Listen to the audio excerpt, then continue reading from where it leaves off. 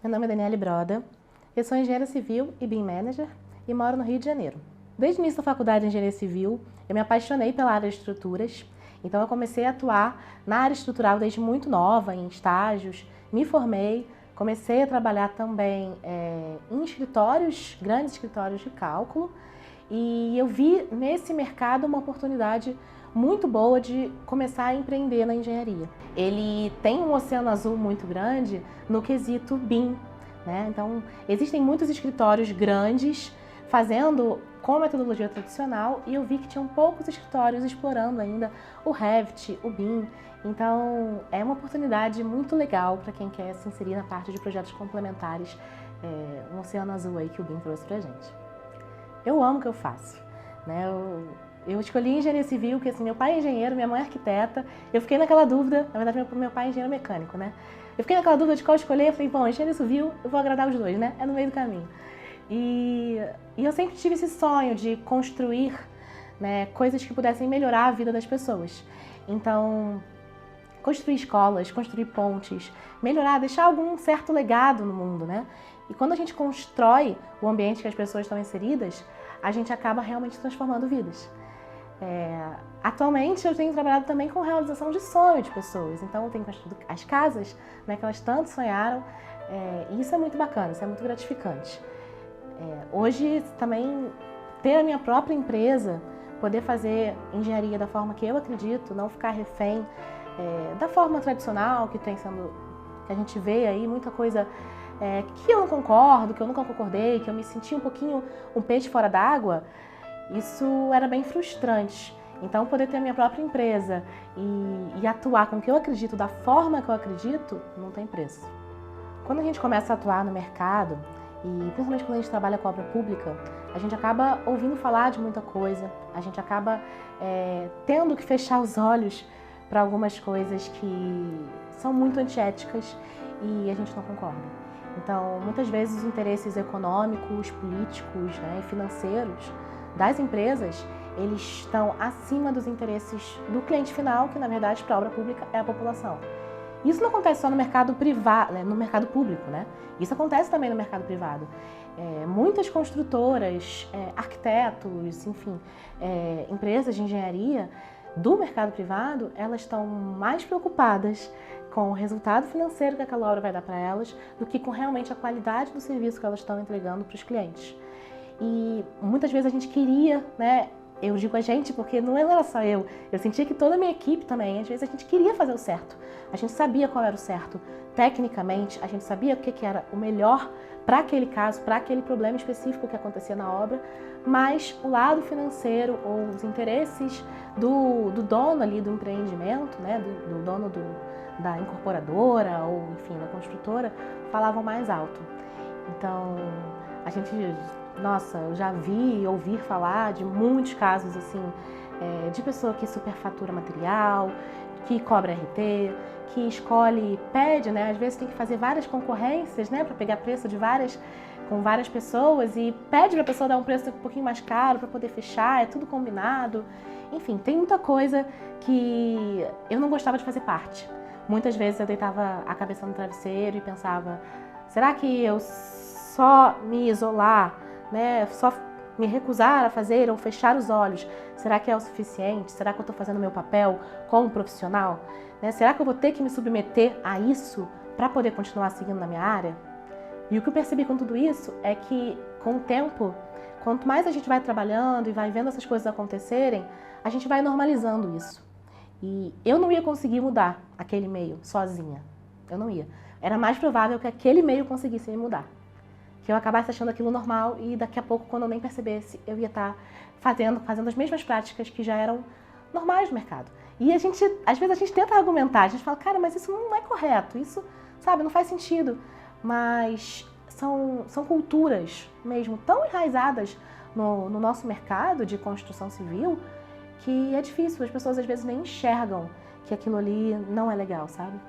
E chegou num ponto que eu estava tão desacreditada dessas antigas práticas da construção civil que eu pensei em desistir. Pensei em mudar de profissão, pensei em mudar de área completamente, mas eu não queria, porque eu amava o que eu fazia. Eu falava, gente, eu estudei tanto tempo, eu me dediquei tanto, eu gosto disso, Então a saída para mim era empreender e através do empreendedorismo poder fazer diferente, né? E o Bora me ajudou demais com isso, né? Eu comecei a empreender, na verdade, antes de conhecer o Bora e busquei especializações, também especializei em BIM. Eu vi no BIM uma forma de eu me diferenciar no mercado e a partir daí eu ter chances para viver mesmo como empreendedora, que eu sei que a concorrência é difícil, né? A gente quando começa, assim, a gente tem muito medo. Eu falava, nossa, por mais que o BIM seja uma inovação, será que vai ter mercado para mim? Será que vai ter campo? O meu medo, na verdade, no início era esse. Mas quando eu comecei a empreender de verdade, eu vi que, nossa, tinha muitos outros desafios que eu não tinha nem noção antes. Porque aquilo, né? Por mais que a gente leia 1000 livros sobre empreendedorismo, quando a gente vai para o campo de batalha de verdade, é aí que o bicho pega. E eu não tinha muitas referências.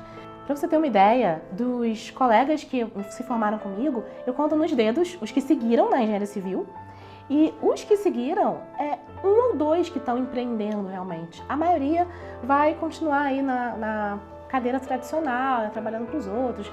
E nada de errado com isso, mas não era uma coisa que me identificava. Mas eu acabava não tendo muitas referências. Eu não tinha com quem trocar uma ideia, eu não tinha com quem tirar minhas dúvidas.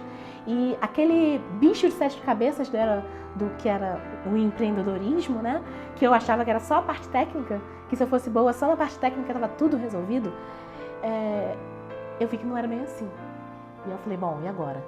Foi aí que eu encontrei o Bora, encontrei a Rafa e o Alex e eles foram assim, meu braço direito. Eu falei, olha, desse jeito, se a gente continuar por esse caminho, a gente é muito bom, a gente tem muita técnica, mas a gente não vai conseguir fazer a empresa sobreviver, porque a gente precisava de ajuda, né? Ninguém faz nada grandioso sozinho, o Alex sempre fala isso, e é muito verdade. A nossa empresa triplicou de faturamento desde que a gente começou a fazer a mentoria com o Alex. E, nossa, assim, é muito gratificante, sabe? Você, antes se sentindo perdida, pensando, meu Deus, tipo, será que eu fiz a maior burrada da minha vida de ter pedido demissão de um emprego que estava me pagando bem, mas que não estava me realizando ali internamente, para arriscar, para entrar nesse mundo e agora ter que voltar atrás, sabe? E é engraçado porque, às vezes, a nossa família, nossos amigos, eles querem o nosso bem, né? Eles sempre querem o nosso bem. E eles estão preocupados, né? Quando a gente fala que vai empreender, eles, nossa, mas tem certeza? É tão difícil empreender no Brasil?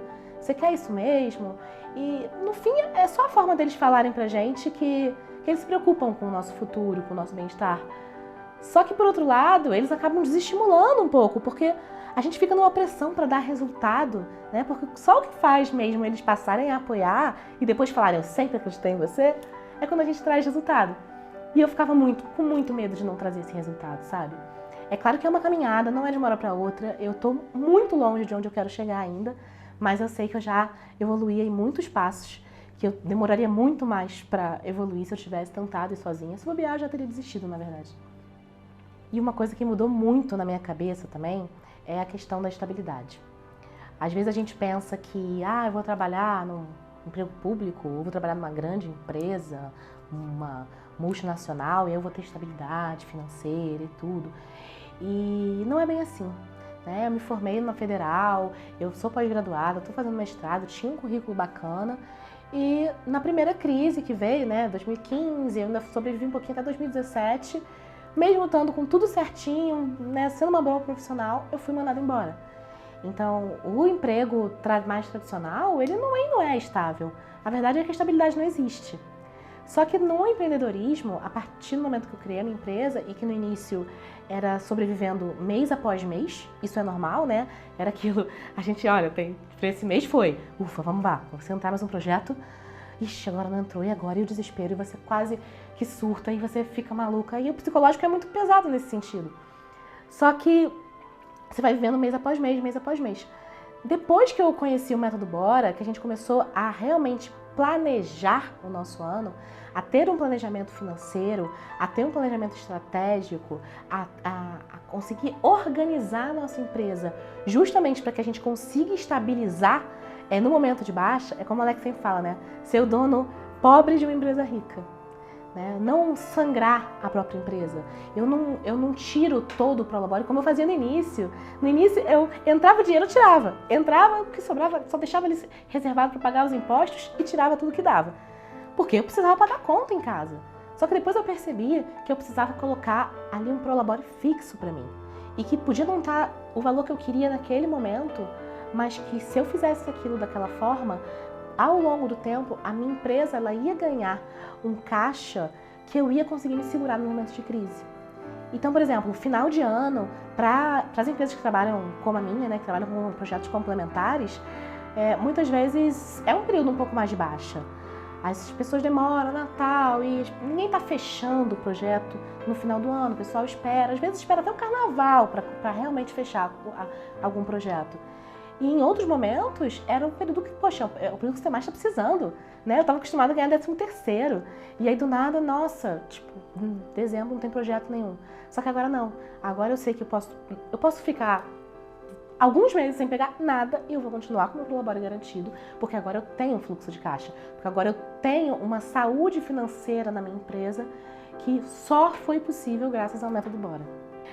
A minha relação com meus clientes hoje é de fidelidade, é basicamente isso. Depois que a gente fecha uma vez um projeto, né, e eu atuo também diretamente com construtores e arquitetos, né, depois que a gente fecha um projeto, é fato que a gente vai fechar vários outros, porque a gente cria uma parceria e eles entendem, eles veem o valor daquilo. Isso é sensacional. E quando a gente entra no Bora, às vezes a gente fala, nossa, eu vou me aproximar ali, né, do Alex, da Rafa, vou sugar ali todo o conhecimento que eles têm, mas a gente não tem noção da preciosidade que é você entrar na comunidade Pedrada, né? Lembra aquela coisa toda que eu falava de me sentir um peixinho fora d'água? Quando eu entrei na comunidade Pedrada, eu achei ali a minha tribo, digamos assim. Pessoas que têm os meus valores, pessoas que têm o mesmo foco e a mesma ambição que eu busquei por aí, eu não encontrava, e pessoas com quem a gente pode crescer junto, sabe? Isso é muito legal, né? A construção civil, ela por natureza, ela é muito fragmentada, né? Tem o arquiteto, o projetista de estruturas, de instalações, o fornecedor de esquadrias, o construtor, enfim. São várias peças de um quebra-cabeça que, por cultura, a comunicação entre elas é muito falha e cada um vai fazendo o seu e não liga muito pro do outro. E quando eu entrei na comunidade Pedrada, quando eu comecei a lidar ali com pessoas de todas as áreas possíveis, eu vi que ali, naquele grupo, era diferente. Não era cada um por si. Não era cada um querendo fazer só o que era melhor para si mesmo, sabe? Eram pessoas que estavam buscando realmente trabalhar em equipe e assim crescerem juntas, sabe? Tem uma frase muito legal que eu gosto, que é tipo, quando a maré sobe, todos os barcos sobem junto. E é isso que eu sinto na comunidade Pedrada. Eu, por muito tempo, desconfiei do Bora na Obra. Eu olhava aquele Instagram, assim, eu comecei a seguir eles lá no inicinho, assim, eu olhei, chegou pra mim um anúncio. Eu olhei, o que é isso aqui, né? Eu olhei 2 arquitetos falando de obra. Eu falei, o que é isso, gente? Quem eles pensam que são para ficar ensinando para obra? Querendo ensinar para um engenheiro como é que toca a obra, né? E eu fiquei, não, isso aí é balela, eles estão querendo me vender curso, isso aí vai entrar lá, vai ser só blá blá blá, não vai dar em nada. E por muito tempo eu ignorei eles. Assim, continuava ali acompanhando, vendo o que eles estavam fazendo, curiosidade, porque não tem como, né? Ficava aparecendo ali de volta e meia aparecia pra gente as propagandas. E cara, eu fui vendo eles crescendo, fui vendo eles atuando no campo de batalha mesmo, fazendo projetos lindos, executando obras bacanas. Fui vendo a quantidade de depoimentos de pessoas que foram transformadas por eles. Falei, gente, eu acho que eu tô de preconceito aqui de alguma certa forma, sabe? E eu comecei a olhar com outros olhos. Mas a mudança de chave pra mim, que me fez, não, eu vou confiar neles, foi principalmente depois que eu já tinha começado a empreender e que eu senti na pele as dificuldades do empreendedorismo e eu sentia no discurso do Alex e da Rafa os valores que eu tanto busquei. O posicionamento contra RT, o posicionamento contra você se preocupar mais com a vontade do cliente do que com a sua, né, a visão de futuro que eles têm, né, de querer realmente mudar o mercado. Falei, cara, parecia que eles estavam lendo minha mente, sabe? Às vezes a Rafa falava umas coisas que eu falava assim, cara, eu tenho certeza que ela leu o meu pensamento e tá falando ali. Sou eu falando, não é ela, sabe? Falei, eu tenho muito mais a perder não dando uma chance para isso do que por exemplo, se eu entrar e ver que é uma porcaria, eu tenho um tempo lá de garantia, eu peço de volta e é isso. Eu falei, gente, mas é aquilo, se der ruim, se eu entrasse, foi o que eu pensei, se eu entrar e for ruim, tudo bem, eu vou ter perdido uma quantidade X de dinheiro. Agora, se eu entrar e for bom, cara, eu posso, sabe, multiplicar, escalonar o meu negócio de uma forma de que esse investimento vai ter sido irrisório. Então, foi uma análise de risco mesmo, sabe? Eu falei assim, gente, não faz sentido. Seria burrice da minha parte não entrar numa proposta, num projeto como esse. E estar perto de pessoas como eles, sabe? Então, hoje, uma das minhas missões, né, além de realmente fazer engenharia da forma correta, seguindo as normas técnicas, pensando em desempenho, pensando em manutenção, mínima manutenção para o cliente, pensando em qualidade, durabilidade daquela estrutura, além de tudo isso, eu tenho essa missão de mudar as pessoas ao meu redor. Então, para quem eu puder espalhar essa mensagem de, gente, conheçam o Bora, entrem para a comunidade Pedrada, ou mesmo só falar sobre os valores, discutir sobre esses assuntos que são tão tabus, às vezes, na nossa profissão, cara, gente, é isso, é pelo exemplo, é pela palavra, é no tete a tete, cada vez que você vai falando e discutindo aquele assunto, a pessoa, ela pode não concordar na hora, mas ela vai criando uma pulguinha, e aí, com o tempo, de formiguinha em formiguinha, a gente vai mudar esse mercado.